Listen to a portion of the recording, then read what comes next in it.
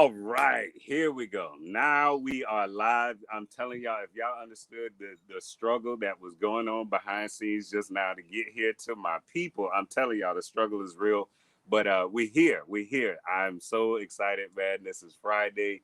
CannaTalk with Roz. You know, our sister is out right now on vacation and resting up. And I am filling in for you guys as your host, Eric Range, board chair of Minorities for Medical Marijuana. And as always, y'all, we're going to get into it today, man. We're going to have some fire guests because it's Fire Fridays, man. And the conversation is going to be super, super hot. I'm excited to bring our guests to stage. You know, the first person I'm going to bring up to the stage is new to CannaTalk, somebody we haven't met before. But I want to bring her. I just met her yesterday and was like, listen, I got to get you on the show. I love what you're doing. We need to tell the world about this. Let's get you on the show. So we're going to invite Martine up to the stage from CannaLution. And Martine is going to be here with us. We're going to hold off on her introduction just yet. But she's going to tell us all about, you know, what she's been working on, what she's bringing to the space of cannabis, which I think is just so super dope. So thank y'all for joining us today, man. If y'all listen, make sure y'all tap that share button. Bring some other people into the conversation. Let them know that we are here on CannaTalk with Roz, and we got some good people here today. Now, this next person that we bringing up is no stranger to CannaTalk, no stranger to, you know, the MM family, just no stranger to, you know, I mean, she really needs no introduction, right? You know, the one and only Mary Pryor, CannaClusive is in the building today, y'all. Yo, listen, if y'all follow anything with cannabis and y'all haven't heard of CannaClusive, then y'all need to change your news outlets and get the, I mean, because if you're not getting your information from that source, then I'm telling y'all, you're missing a lot of information. So Mary, what's up, sis? Glad to have you here Hi. today. We are your source for good and bad news. Facts. Y'all keep it 100 over there. I ain't gonna lie. Y'all keep it 100. But it's needed. It's needed. And I'm so glad that y'all are, you know, providing that resource to the community. And that's actually gonna be one of the things that we talk about today because, you know, we get a lot of people who you know, we got to hold people accountable in this industry, right? And you guys do that. And you guys provide such a valuable Yeah. resource to the industry, I think, as a whole. But we almost lost that a little bit, you know, for the month of July, right?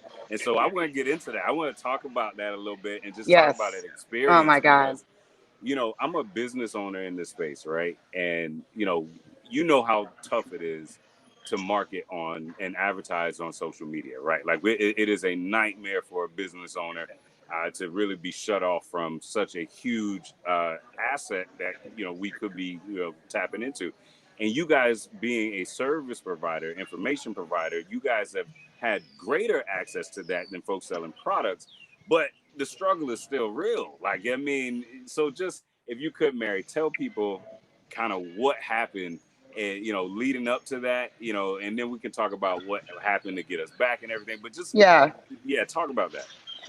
Well, I first want to definitely apologize to everybody in the universe for not realizing that part of being an advocate involves also bringing in the mistakes and the things you've learned in previous instances into solution building into this space. So I come from digital marketing strategy and advertising. Um, and so understanding the nuances of how Twitter, Facebook, Instagram, Pinterest, TikTok, Kick, whatever you want to use works is something that I kind of had to do for a living for almost a decade. Um, and so this whole experience has taught me I need to share more of this with people about how these accounts really work, how you have to verify and ask for verification and know all of the ways to run things so that you don't get flagged, or if you're going to get flagged, how to retrieve what you need and just better strategy overall. So it was a lesson for me to make sure that I'm always doing that because I wasn't doing that as actively as I was before, but now message received. Our account got taken down, which is not new. It happens to everyone, it seems, in this space, out of nowhere. And just so people are aware, CannaClusive, we are not selling any flower products. We promote different flower brands that are owned by Black, Indigenous, Latine, Pacific Islander, Asian, Arab, Pakistani, Indian brands, but we do not sell flour. So for us getting taken down, and we're just like an education, advocacy, and promotional vehicle, along with like talking about ways to be active in this space as a business owner, as someone who cares about like policy, was ridiculous. And we don't know why we got taken down. Um, we've had our posts flagged before for things that didn't make sense. Like one of our No, posts was flagged. let me ask you about that though, because my first company, R420, we went through all kind of hell with social media. Yeah. When they took your thing down, did they provide any type of reference to a policy that you guys Nope. had violated? They don't. Or it was just like shut down and it was done? And then so there's four. second, There's four. Go ahead. No, go ahead. So yeah, there's four scenarios as to how Instagram alerts people. One, you don't know why. Two, you might get posts flagged, but the reason why your post might get flagged is if you're over tagging, or if you're tagging a brand that's already flagged in their system, you then get flagged in their system. And if you're selling cannabis products, you'll get flagged. I know there's a lot of people that are like, well, my homeboy got this account and it's been going.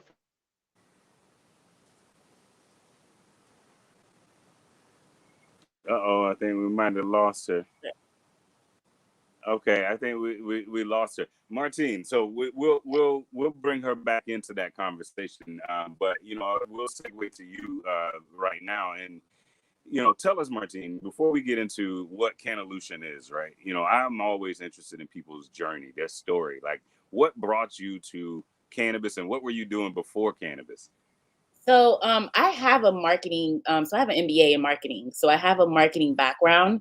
I've been in digital marketing for like the past 7 years. I started my journey while I was working in the yachting industry. Post-graduation, I started working for a yacht firm in Fort Lauderdale. And that basically gave me the opportunity to not only be remote, but I also had the opportunity to like be on yachts, travel with my boss. So it was fun. It was a fun run. Don't get me wrong. that sounds pretty amazing. Like and now I'm really curious. What the hell why would you leave that? But go ahead. The pay didn't match my ambition. Because in that firm, it's a very small peak firm. You know what I'm saying? There's no up, there's no down. Where I am is where I'm gonna be. So I didn't necessarily leave my job until August, when I realized, like, oh snap, this cannabis business might really be something. That is awesome. I loved sailing, like, because there's not a lot of Black people who sail, right? Because we don't swim. And I literally fell in love with sailing, which is what I loved about the yachting industry. Like, I legitimately had the opportunity to sail in Grenada. I've sailed in the BVIs, and that was really dope. So I still needed to make extra money. And one of my friends, he ended up telling me that he had someone in Costa Mesa who needed a social media manager. So the pay wasn't great. I was like, all right, this is my one opportunity to actually immerse myself into this industry that I've always wanted to be in. So I did that for a little bit. I used to write blogs for them because I'm also an SEO specialist. Like, I know content marketing as well. So SEO is my thing. Did that for a little bit, but I started noticing, like, damn, there's no Black people here. This is 2018. And I started doing the marketing. When I was doing that marketing, I'm like, damn, how come they ain't got no Black stock photography, Black folks smoking weed? Like, what is this? Why do I only see white men with dreads? I'm tired of this. I was like, this is you not. You didn't see yourself represented in the space. I did not see myself represented in the space. And beyond that, when I tried to understand the space, there was not enough information online at the time in 2018. What we have right now in 2021, we didn't have in 2017, 2016, because I really started my journey wanting to be in the cannabis industry in 2016, but I didn't know how to, right? But getting into that YouTube university rabbit hole about cannabis, I found myself being lost. there just wasn't a lot of information, and a lot of information wasn't the right information. Oh, there she is. Yeah, she's back. She's back. We lost you for a second, so we're getting the backstory on Martine and how she came into cannabis. So long story short, in 2020, during like what was going on with George Floyd, I literally did a tweet because it was on my heart because of what I already knew from the cannabis industry. I was like, hey, if there's anybody interested in joining a Slack group, I want to help more Black men and women get into the cannabis industry. I would love to be a Slack group to share the resources that I already have. I'm thinking like only 2 or 3 people, which is how I actually connected with Mary too. It was from that viral tweet. I'm thinking like only 2 or 3 people were going to respond to that tweet, but that tweet had like over 4,000 retweets, 2,000 responses. Like till this day, I still have people in my inbox that I never got to because it was just too much. So what I ended up doing was I immediately called somebody that I knew already had business development in their that's what they do. So I immediately called her. She knows my brother very well. And I was like, hey, there's a lot of people in cannabis companies coming at me saying they want to help me. And I don't know what to do with this. So we finally came together. I brain dumped all of my ideas and all of the things that I thought about from 2016 to now. And Cannalution was born. That's literally like how we got started, from a tweet till 10 months later, building out technology to hopefully impact the education piece in cannabis. When I think about Cannalution, like I think about the future of education, because when you look at universities, it's just too much money to go to a regular university. I have an MBA and I'm in debt for over $100,000. And I sleep at night very well because I'm not paying them yet. Like I'm defer. And I feel like I'm not the only person who has that issue with school. Like, and then to be honest with you, having an MBA, I don't feel like my MBA did absolutely anything in terms of me learning what I already knew. Yeah. It's parsley, it looks good on food, but it don't change the flavor. Like the MBA is nice to have. You see, I come from the education field. Like I tell people, this isn't a part of my story I talk a lot about. When people ask me my story, it's like, they want to hear my cannabis story.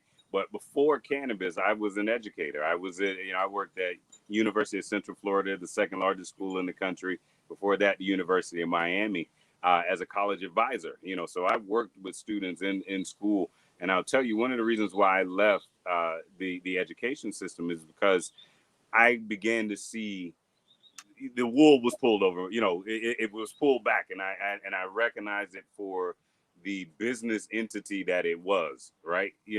I recognized that this was a money making scenario more than it was anything. Many of my students left school, graduating with degrees, but nowhere to get a job that could even help them pay for those student loans that they took out to get that degree. And I really began to question this whole system that we have in place.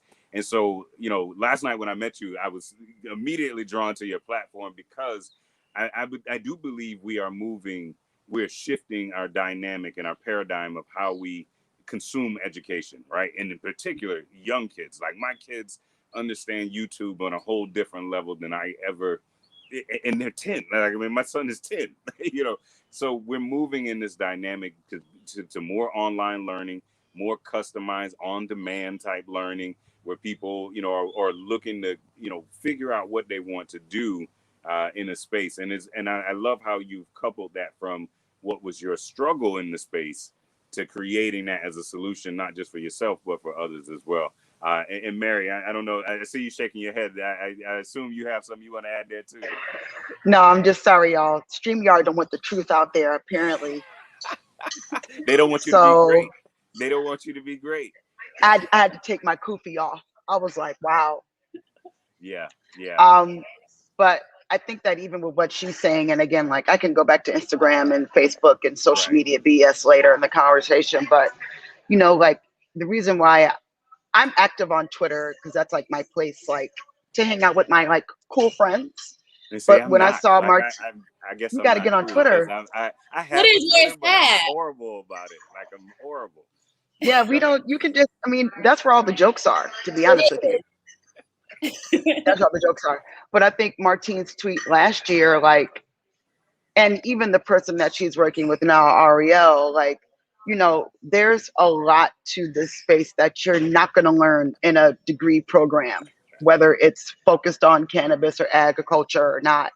There's a lot of nuances, like even Cheryl Murray Powell Esquire, who went over this at the event last night, was talking about all the legal nuances that people might not understand. You might learn about it in school, but then the ramifications are completely different. So I think that, like, in most cases, we need platforms like this. They need to be from people that are from a different generation than you and I. They need to be way more tactile and agile and willing to put the energy into the space. Because I mean, I don't know if you've talked about this, Eric, but like 5 years, 10 years in cannabis is like 100 years. And so it's understanding and diluting all of that information in a way that's bite-sized and digestible is a lot of hard work. it is, but it is hard, and I agree with you in the sense that too, that whatever platform that is being created, and I hope you guys take this into consideration, Martine. Yeah. It needs to be one that is extremely flexible because information in this industry changes on a dime, and that is that is I think going to be one of the biggest challenges is by the time you create content, new content needs to be created, and so that's going to be a challenge. But I also believe that I have my chairman's club coaching group, right? And one of the things that I've learned, and what we in that group, we talk very little about like the cannabis or the hemp industry, and we talk about just business principles. And I hope people understand that in this space that like you do have to understand very basic business principles, and not even basic. You need to understand advanced business principles if you're going to be successful in this industry. But we place a lot of emphasis on learning the knowledge and the nuances of the laws, which is extremely important. But you also got to have those basics, like know where you're going to sell your stuff before you start buying stuff. That's just a basic law of business and so on. So, Martine, tell us a little bit more about the platform and what you guys are going to be, what type of information, who's the audience for it. Give us some more, background. Sure, absolutely. So the way that we're creating the business model is going to be subscription based on a yearly basis. And the reason why we did it like that is because, like you said, information changes all the time. And then another thing that we realize is that we don't want regular instructors. We want to bring in experts because that's the biggest issue in colleges. When I was in college, like most of the professors that I had never did the things that they were teaching. Theoretical. Yeah. They never did the things that they were teaching. So we're taking away that element of the regular instructor or regular masterclass, right? And we're putting it into the experts. When you're somebody that's worked in this industry for the past 10, 15 years, your knowledge is going to be much more advanced than somebody who is coming from a university academia level. And that's what we're trying to get away from. And then on top of that, not everybody wants to be an entrepreneur. So not only do we want to be teaching Black and brown people about equity in cannabis, there's other ways to have equity through stocks, through investing in people. You don't have to lay a finger. There's people, there's folks, these white boys, they don't be out here doing nothing. And we really come in, and Black folks, I love us to death, but we play small sometimes. We really, which I saw your tweet from Don, and that's why I said that. We really play small. We be asking, like she said, 250,000 when these white boys is asking for millions. Yeah. For Yeah. millions for what they're doing, and they're And you doing mediocre shit. yeah. And another thing we have to be better at it. We have to be better at realizing that to get into this space, everybody doesn't have to create a brand. Yep. Everybody does not have to be their own brand. I wrote an ebook, and one of the first things I say in the ebook, I challenge people, ask yourself, if you're starting a business or you're trying to be an entrepreneur, do you want to be the CEO? because many times the CEO gets pulled away from the thing that the business is actually doing, and you don't get to do that. So is that the role you want to play, or do you actually want to do the thing that the business is designed to do? That's a very sincere question that you have to ask yourself. And then the second part of that question is, if you answer yes, I do, you then have to be honest with yourself whether or not you have the skill set to play that role. Because it's not everybody, just because you start a business doesn't mean you're a CEO, and you don't have to be. You can be the founder of a business, and that is your business, and hire a CEO who has the qualifications and skill sets, who wants to play that role to make your business grow. And that's how we partner. We have to be able to do more of that in the space. And Mary, I see you. I guess I'm preaching to the choir here. I know. No, it's just like so here's my thing, right? Like, and Martine calls me an OG, and I'm like, I'm not an OG in the space. I just no, I'm not. I just think that, like, we have to start being really honest with everybody if we're going to, like, ascend, right? We talked about this last night, right? Like, do you need a brand? What does that mean? What does a brand mean for you, right? So does it mean, are you, because I ask people when they're like, yeah, I want to start a brand. I'm like, why? Oh, because I know what I have is good. Okay, but if you're getting it from a grower, the grower is the one that made the genetic, that used the phenotype to, like, populate what you have. You're just, everybody's going to be using that grower for the said product. So what do you want to be known for? You want to be known, you want people to say your product is amazing. Why? What does that do for you? What ownership do you want? Do you feel like your product is going to get acquired? Because brands launch all the time and shut down and don't get bought, don't get acquired, don't expand, don't grow outside of the few stores that they're in, can't make it offline because they don't really have a way to scale. What do you really want? And if you want to do social consumption, and that's your way of thinking that that's going to get your name out there, great. But if you want to move quickly, you're not going to get a social consumption lounge in Florida in the next 4 months, right?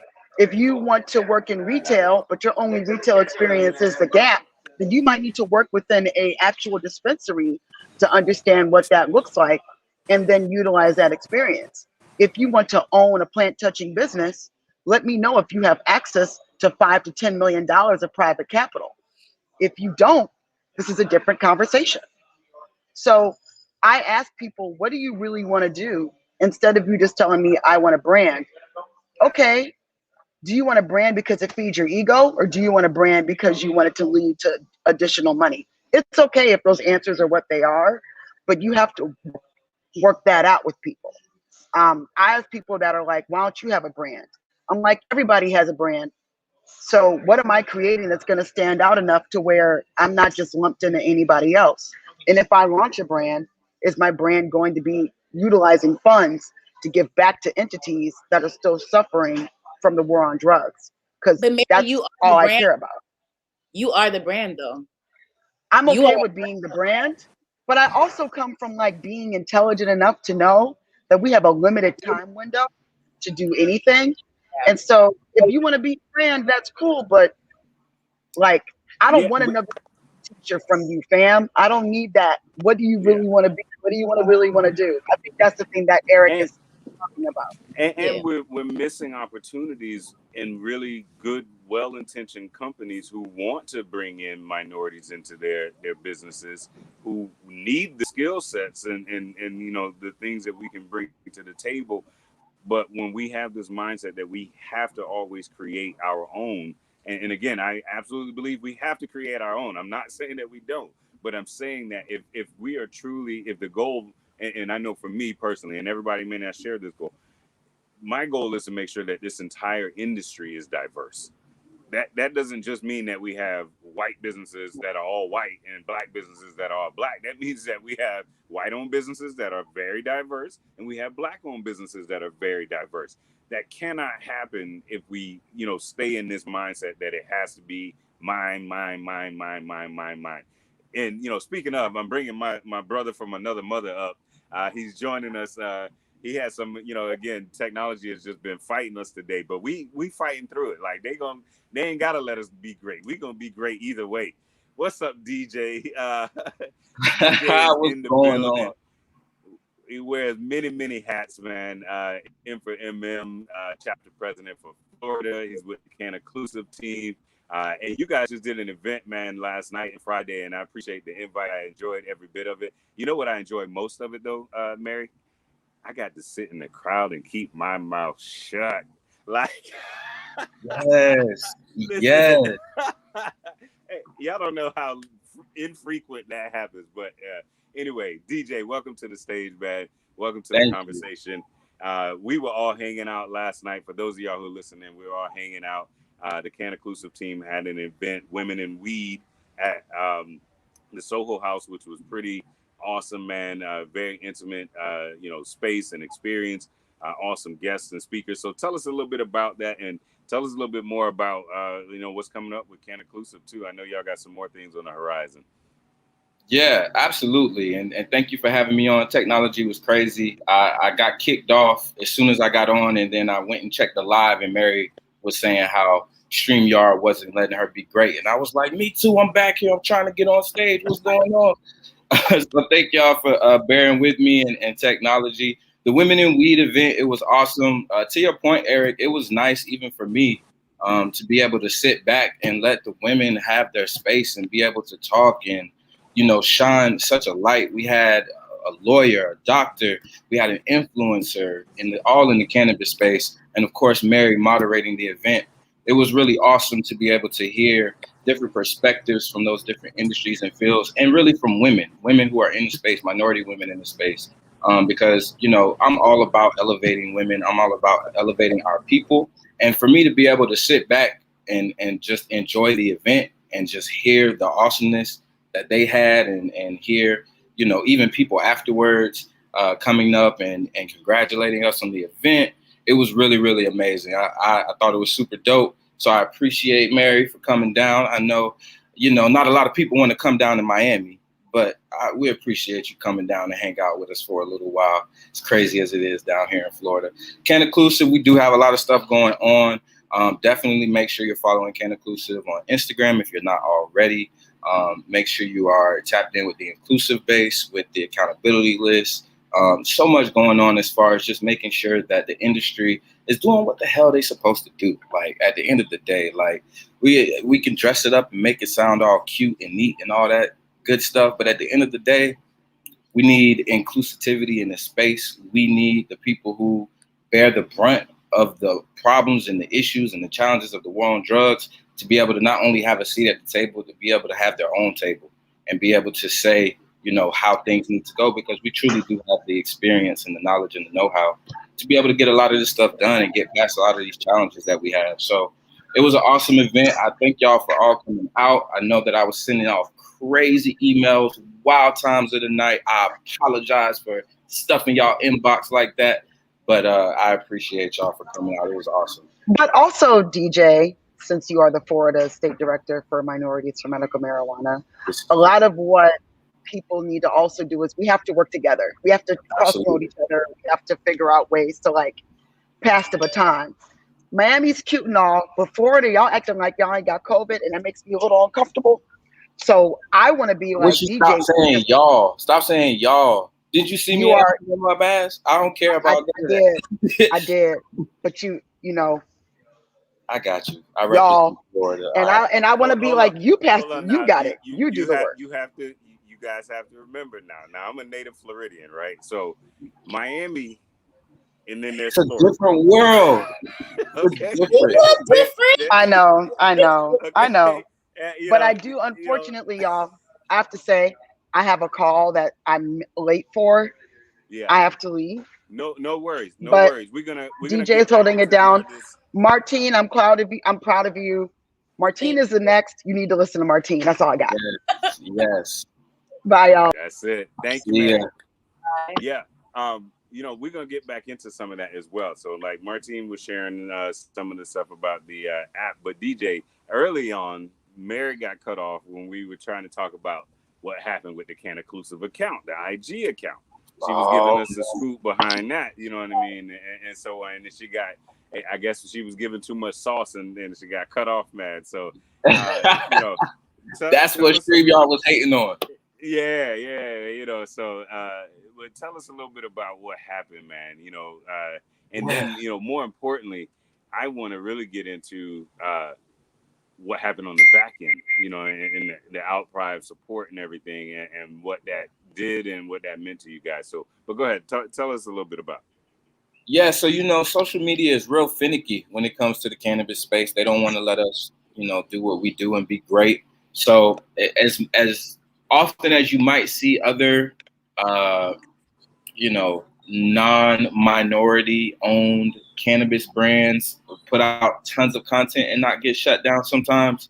It was very strange. CannaClusive, if you aren't aware, CannaClusive is like a major player in the cannabis game. So to even think that their account got shut down is like, if it can happen to CannaClusive, it can happen to anybody, right? That's exactly what we said in the info. Yeah, it was it's like crazy. Wow. Yeah, like they hold no punches out here in Facebook, Instagram world. But to your point, the outcry of support, and I know Mary was just talking about collaboration and community and working together, bringing people along. That really is really what fueled the entire. It ended up being a campaign that took form of its own after the account shut down. There were so many people reposting, figured out how to make sure you report a problem, type in that you can't find CannaClusive's page, and they do all these wonderful things in the space, and they don't sell any drugs or any heinous things that is against your community guidelines. And, you know, after hold on, pause right there, because that in and of itself was what I thought was the most beautiful thing about that whole ordeal, right? I love in the cannabis space, we've been fairly supportive of each other's organizations over time. Like, you know, we needed to come together, we find a way to do it, right? But one of the things I really, really loved about the campaign that you guys had was it wasn't just like, hey, repost, you know, bring CannaClusive back. It was like, no, here are some steps that y'all can take. Right. And we created this tsunami of emails to them to where you can't ignore this. You can't ignore it. There's nothing you have to do to hide your face. You have to pay attention to what's going on, because that outcry. And so talk about those individual steps that people had they could take in terms of like reporting, because and the reason why I want y'all to share this information is because it ain't gonna happen for everybody, right? But if you know you have at least some steps, something you can attempt to do if you're shut down, you know, talk about that, because that's so important, because most of us will face that at some point. Yeah, and a lot of times it's not like there's like a standard operating procedures for what happened when your page gets shut down, right? Like you basically are at the whim of Facebook, Instagram, relying on contacts that you might have who may work, you know, outside of your network, who might work at one of these companies. The steps, and they're posted on the CannaClusive Instagram page, were really to report a problem. That's something that Instagram and Facebook, because Facebook owns Instagram, they try to make sure that they pay attention to when people report a problem. That's how you also can report spam and other issues within the app. So everybody who saw the post and basically took the excerpt, the blurb about what CannaClusive was doing and why they were so important in the space from an education, from an inclusive and diversity standpoint, going to report a problem and then saying that, you know, we can't find this particular page, because they give you space to type out what your issue is, almost like IT tech support, essentially. And being able to have so many people basically put the same thing and say, you know, this is an issue we're having and we can't find what we're looking for, and it's taken away from our experience within the app. At that point, they have to move, because now as consumers and people who use this app and how, you know, they make their dollars, we're telling y'all this is an issue. And not only are we just like screaming it on stories, having it, people repost it, it's documented. Like, we can go in the system and see these many people reported this issue, and, you know, they have to address it, which is the real, you know why they have to address it? Because they know that if they don't address it, that means that you're going to leave their app to go find that information. Like, you have demonstrated that this is a part of where you get your information and why it's so important to you, and that if they don't bring it back, you are going to You're seek gonna go out the elsewhere. information. You know what I'm You're saying? just going to Yeah. seek it out somewhere else. You know, Right. And that's Your what you don't user want. base. Say again. What I was going to say is that which is why I actually created an app, is because I didn't want to be at the mercy of Facebook and Instagram. Facts. Absolutely. And I wanted to own my data. We don't own our data. Data is liquid gold. That is the new gold. And I want our people to understand that, yes, social media is cute and it's great to be on, but you got to have a backup plan for when social media is not here, because we don't own these social media profiles. So owning our data was one of the things that I said, you know what, that's what we got to have. The work that we're doing is going to be too important to be deleted. So we got to have our own platform, and we have to own our own data. And people have to understand that you as a user, you're the one who allows Facebook and Instagram to have the power that they have, because their valuation is based on users. In the beginning, when Zuck was not making any money, you know how they valued the company? By their user base. They were already valued at $1 billion based on how many users they had. So you as a consumer and you as a user of these platforms, you also have to have the due diligence to tell yourself, I'm not going to make this my only escape route for my business and for how I communicate and I reach the people. You know, Martine, you are hitting on something that is so super important in terms of, I think the underpinning of what you're saying is that if you are going to take the step to be a business owner in this space, you have to recognize that you have to approach these platforms differently than you do as a consumer. Yep. Right? You know, because that information is extremely valuable to those platforms, but it's also valuable to you. And most times we don't, as business owners, if you haven't taken those steps, like you said, how are you getting people, you know, what's your backup plan for engaging them offline?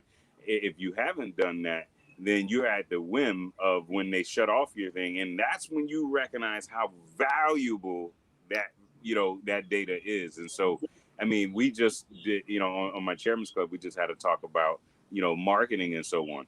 And we had a couple talks about it. And part of what the underlying messages for both of those talks were, you know, getting people off of the social media platform into your own database, to where you own that telephone number or email address or name or address or whatever. And, you know, that is your information, so that when Facebook and social media go to cutting up, you know what I mean, you can still be able to seamlessly connect and talk with your people. And DJ, I know you do a lot of marketing as well too. Go ahead, Martine, you were gonna say something? No, what I was gonna say was, like, I'm a marketing person. So beyond that, let's take it up a notch, right? If you look at every major company, social media is not used as their number one. It's not the foundation of their marketing strategy. It's SEO. These companies own search engines. Think about how many times you use Google in a day. Hell, I used Google yesterday to look up the nearest Chinese restaurant. We use Google more than any other platform that. And if you really think about it, a social media post life it's expiring within how many minutes? Versus a blog that can continuously keep bringing in people to your website because it's on a search engine. When people type in the keyword, that's going to continuously keep bringing you in people 5, 10, 20 years later, as long as somebody doesn't come and knock you out of that first place.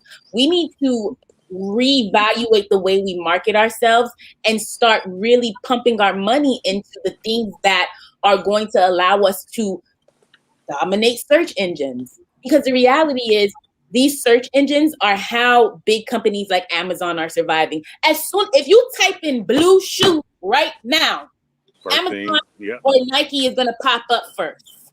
Yeah. Fact. And that's how you need to look at it for your brand, especially in cannabis, because like Mary said, we ain't got enough time. And you're not going to be able to compete with the budget of people who have billion-dollar companies like Curaleaf, like True Leaf, like Cookies. You're not going to be able to compete with these people. So how can you compete? You have to learn how to be strategic in how you're getting your user acquisition and keeping the costs low. Recently, I was reading about Robinhood because I'm in tech. So, of course, I'm trying to learn new ways of how we're going to make sure our user acquisition is keeping it low. Their referral program is the biggest way they retain customers and gain customers. Word of mouth. They dropped their marketing. I think they dropped 20, or it has to be more than 20% of how much they were spending on marketing a year because of the referral program.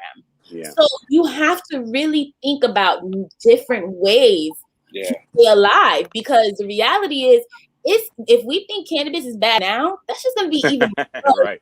Hey, You have to Martine, be will super creative. CannaTalk have in terms of like education content, will it do any type of training on helping people understanding the basics of like marketing and SEO and that type of stuff? Like, or are you guys focusing, what kind of topic, I'm sending my deck, because our deck has our entire curriculum. So our curriculum starts at mindset and wealth planning.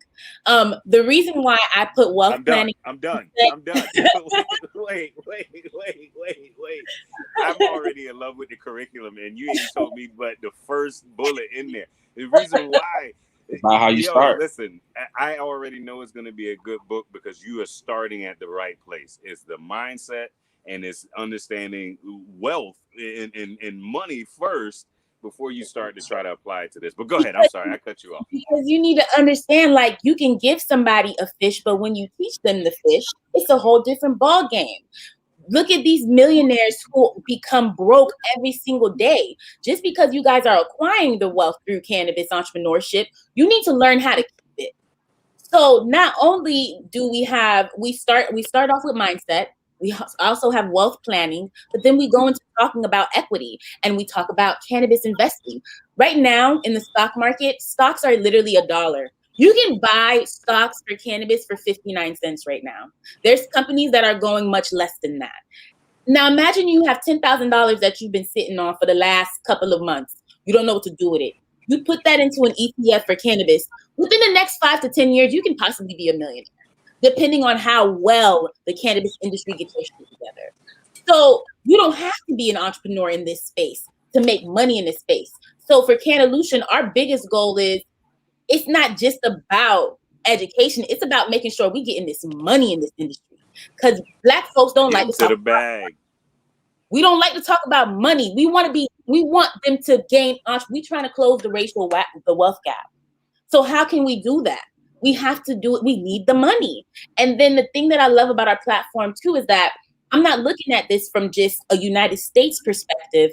I'm looking at cannabis on a global scale, because we have people on our wait list in Africa, in different parts of the world. I just met a guy who got 220, and he's Black, from the United States, has 225 acres in Colombia with a medical license.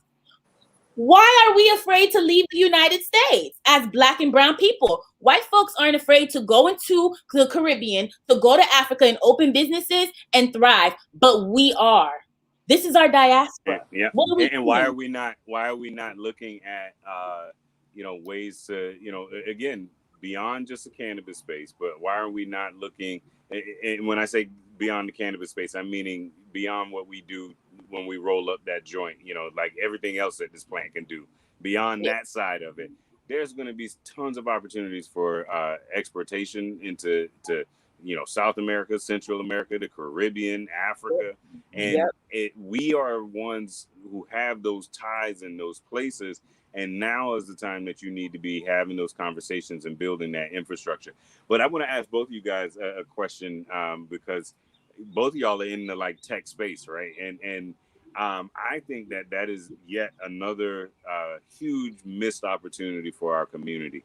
We have a lot of Black folks in tech, and cannabis is undoubtedly going to grow because of tech, right? Like, so what are you guys hearing in your circles in regards to like your more pure tech circles about cannabis and their interest, and maybe even have they identified solutions and working, or problems and working on solutions? What are you guys hearing in the tech space about cannabis? So I'm going to let Martine go first, because she is the tech savant. Like, you understand what I'm saying? Like, I've been following her since her tweet went viral. I'm one of those people that she got back in the DMs with a little bit late and was like, I see you, I'm sorry. I'm going to put you on the email list. So I'm going to let her take this one. Martine. A lot of conversations that I've had with people in regards to tech. First of all, it's people in tech, but it's still not enough of us in tech. Facts. And even beyond that, it's not enough of us who own the tech companies. We need to be producing the next Mark Zuckerbergs. We need to be producing in this decade. I'm very, very confident that we will, because if there's one thing I believe the pandemic did for us, even though the pandemic was terrible, it opened up the floodgates of funding for so many businesses, and a lot of them were Black and brown entrepreneurs. But it also made a lot of people realize, like, fuck this job, I could do better. And it sparked that change, because I was one of those people. I quit mid-pandemic in August. I told my boss, I was like, sis, I love you. I like you. I like these yachts, but I like weed better. Out. Peace.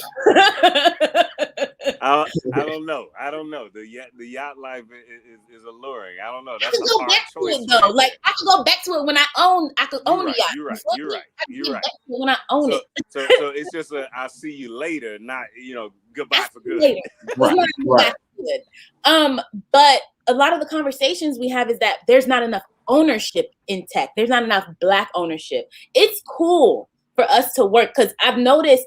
And that's why CannaTalk, like, a lot of people ask me, like, are you going to be doing workforce developer? I was like, no, I don't want to create another workforce. I want to create the people who are going to own, because we need ownership at the end of the day. We keep trying to push people into being in the career, and that's cool, but not everybody needs to have a career in cannabis. Some people need to put their equity in it because they're not meant to be a business owner. Some people should be investing into stocks. Some people probably should be going international because they might have better opportunities in an international realm. But whatever it is that you want to do in this space, you need to understand that it's possible. Yeah. And for us, that is the biggest thing, because I get emails all the time that's people telling me, oh, I can't believe you did this, and oh my gosh, I'm like, girl, I'm broke as fuck and I'm in debt. These developer bills ain't nice, but I'm still here, so I must be doing something right. I'm winging it. That's important. But you took the first step. And then doors begin to open up for you. Conversations begin to happen. Introductions begin to happen. You end up on CannaTalk. You know what I mean? Like, these things happen. Listen, it's about taking that first step sometimes. And I think so. That's something that Martine was just saying that I had in the back of my mind the whole time. As much as we talk about, entrepreneurship and ownership, and going back to the last point, because Eric, I think I came to the Chairman's Club and spoke to y'all about how to shift from social media followers and getting them into your email marketing system, and how to continue to get them to flow through your ecosystem and get to, a point of purchase. At the same time, everybody don't have to be an entrepreneur. Everybody don't necessarily need a career in weed. Sometimes we just need people to be supportive, to stand with us. You know what I'm saying? To open doors and opportunities where we wouldn't necessarily have them otherwise. And for people who are trying to figure out how to get into the space, use your skills. Like, to the point about tech, yes, tech is going to drive cannabis, and the growth is going to be crazy, but tech is driving everything. Like, it's across the board. Just cannabis is like a big thing because cannabis is a little fresher. It's a little newer. There's a little bit more growth opportunity because we're kind of starting a level down because we're just starting with cannabis.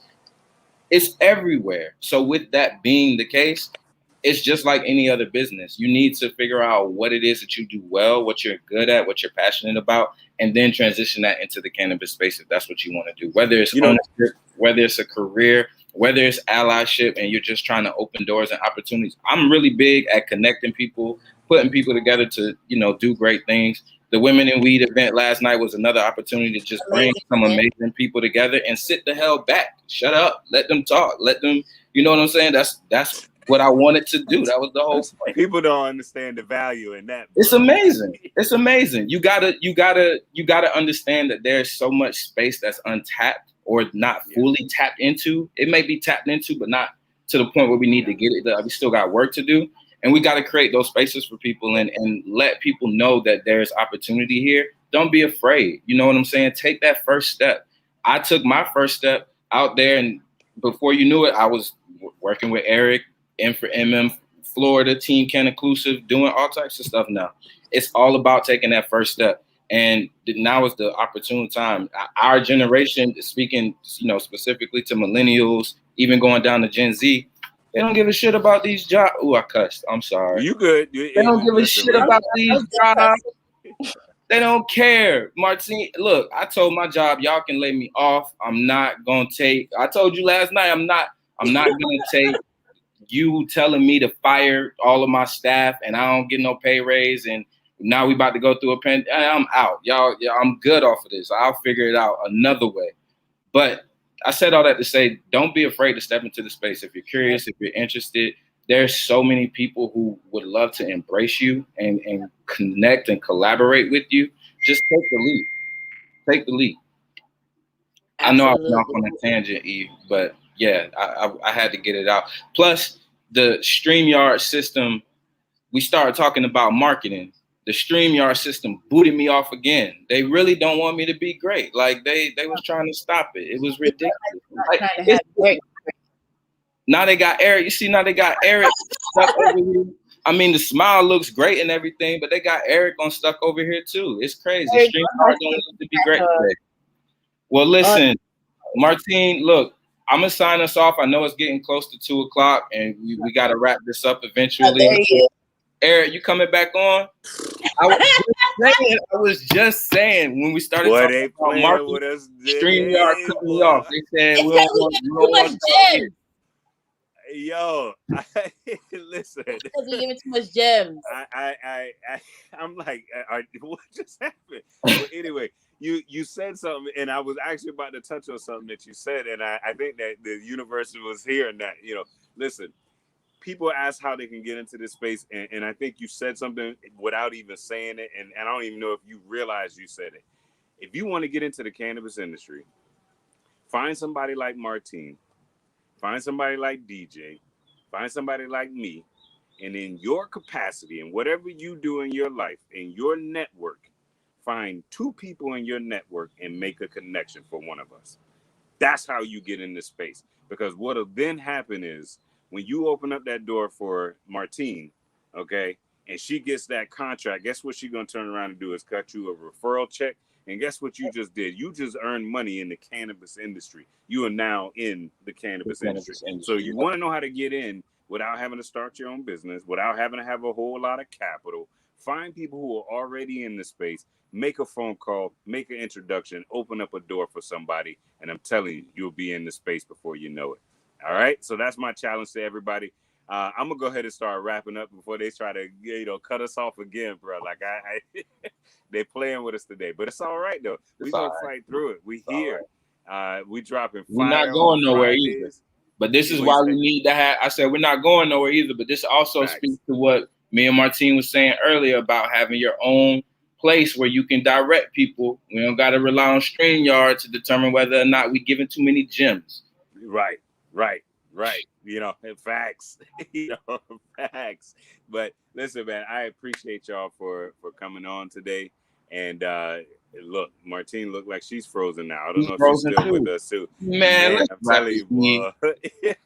Listen, well, even though she's not here, I want to make sure y'all know how to get a hold of her. Yes. Yep. She has definitely got something that I think is really, really important.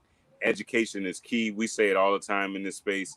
Get yourself educated, educate your family, educate some other folks. You know what I mean? So you can reach her at CannaTalk University on Instagram and social media, as well as Miss Martine Francis Pierre. That's a little small for me. I'm sorry. Yeah. But on Twitter too. I know you're not on Twitter, E, but we're on Twitter on there.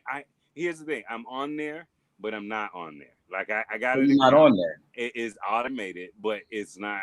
It hasn't been consistently my voice. So let me say it that way. So you not on there? Yeah, I'm not on there. There is a page that is there in my. That's another conversation we'll work on. But we're gonna do it. Sure. Listen, and for y'all out there, we're working on it. You know what I mean? Yeah, it's absolutely. Like DJ helping me to be more connected to y'all. But we listen. Part of the reason why it is tough to connect with us at times because we are working. We are forever working. This stuff is round the clock for us. It's a labor of love, and so we put in a lot of effort here. So, if y'all, CannaTalk is a great way to, hear my voice and hear what I got to say about it. But, Twitter, we're going to get there. I'll be more active at some point. we work in progress. All right. Trust the process. Absolutely. DJ, as always, my brother, I appreciate you for coming on, man. And, being my little co-host right now, you know what I mean? While Roz is out. So I appreciate you. And till next time, everybody, man, this was another great episode. Like I said, I love our guests. Thank y'all to everybody who took some time out to be with us. Shout out to Mary Pryor. Yeah, shout out to Mary Pryor, who appreciate was on. you. Make sure y'all check out CannaTalk as well. And the whole team, man. Thank y'all for joining us. All of our guests who are out there. Y'all know my message to y'all every week. Go home, get some rest, love on yourself, love on your family. And we got work to do come Monday morning. So we'll see y'all again next week on another episode of CannaTalk with Roz. Love y'all, family. Peace. Love.